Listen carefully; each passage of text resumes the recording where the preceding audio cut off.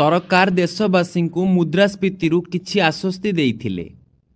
एबे दीपावली पूर्वरु आउ एक भल खबर पाई प्रस्तुति चली। सरकार 8 कोटी लोकंकु भल खबर देई पारंती। प्रकृत रे जीएसटी संस्कार परे प्रोविडेंट फंड अर्थात पीएफ रो परिवर्तन पाई प्रस्तुति चली। कर्मचारी भविष्य निधि पांठी संगठन बा ईपीएफओ संस्कार पाई प्रस्तुति करुछि। एही परिवर्तन सहित लोक माने सेमानंकर पीएफ अकाउंट रे बैंक अकाउंट भली सुविधा पाई पारिबे बोली आशा करा जाउछि। ईपीएफओ 3.0 आरंभ करा जाई पारिबो। ईपीएफओ खूब शीघ्र एहार नूतन डिजिटल सेवा ईपीएफओ 3.0 आरंभ करिबाकू जाउछि। एहा केवल उठाण प्रक्रिया को सरल करिबो नाही, बरं सूचना अपडेट करिबा एवं दाबी प्रक्रिया को मध्य त्वरान्वित करिबो। कर्मचारी माने यूएन सक्रिय करी एवं आधार को अकाउंट सहित लिंक करी एटीएम रु टंका उठाई पारिबे।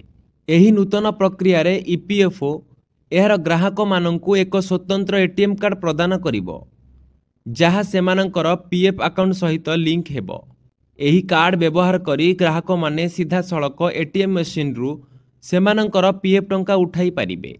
यूपीआई रु टंका उठाइबा पाई पीएफ अकाउंट को यूपीआई सहित लिंक करिबाकू पड़िबो। एहा परे ग्राहक माने सेमानंकर बैंक अकाउंट को पीएफ टंका स्थानांतर करि पारिबे।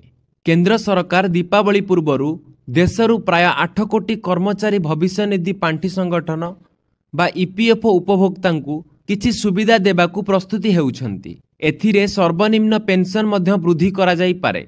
वर्तमान मासिक सर्वनिम्न पेंशन 1000 टंका रहिछि, किंतु ट्रेड यूनियन गुडिक दीर्घ दिन हेबो एहाकू वृद्धि करिबाकू दाबी करि आसुछंती। एक रिपोर्ट अनुसार ईपीएफओ रो केंद्रीय ट्रस्टी बोर्ड बैठक श्रम और नियुक्ति मंत्री मनसुख मांडवियाଙ୍କ अध्यक्षतार अक्टोबर 10 एवं 11 दुई दिन धरी अनुष्ठित हेबो। बैठक रे सर्वनिम्न ईपीएफओ पेंशन 2500 टंका को वृद्धि करिबा उपरे निष्पत्ति निया जाई पारे। कर्मचारी भविष्य निधि पांठी एवं विविध व्यवस्था आईन अनुसार असुस्थता, शिक्षा, विवाह एवं घर भली गुरुत्वपूर्ण काम पाई ऑटो क्लेम सुविधा अधीन रे 5 लाख टंका पर्यंत उठाण करिवार सुविधा अछि। एही टंका 3 दिन मध्य प्राप्त हुए। वर्तमान उठाण प्रक्रिया अति कम रे 2-3 दिन समय नहीं थाए। एथिरे नेफ्ट किंबा आरटीजीएस माध्यम रे टंका स्थानांतर करा जाए। एटीएम रु टंका उठाण पाई प्रस्ताव ईपीएफओ एजेंडार एक अंश। एही भली खबर अपडेट पाई आम सह जोड़ी होई रुहंतु।